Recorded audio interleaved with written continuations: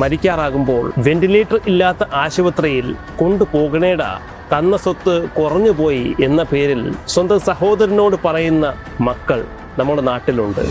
നീ മടിയിൽ മൂത്രമൊഴിച്ചപ്പോൾ പോട്ടട എന്ന് പറഞ്ഞ് വാരി മുത്തം തന്ന ആ അച്ഛൻ ഇതായിരുന്നു കരയുന്നു. മക്കളെയെല്ലാം പഠിപ്പിച്ച് അവർ വിദേശത്ത് പോകുന്നു.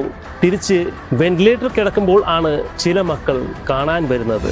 സ്വന്തം അമ്മയുടെ യൂട്രസ് പുറത്ത് കിടന്നാലും തനിക്ക് കിട്ടിയ പുരയിടത്തിലെ വരുമാനം നോക്കി നടത്താനായിട്ട് ഇതേ യൂട്രസ് പുറത്ത് കിടക്കുന്ന അമ്മയെ ആ പഴയ വീട്ടിലേക്ക്, ആ തറവാട്ടിലേക്ക് ഒറ്റയ്ക്ക് താമസിക്കാനായിട്ട് കൊണ്ടുവിടുന്ന മക്കളെ പഠിപ്പിച്ച് കല്യാണം കഴിപ്പിച്ചു.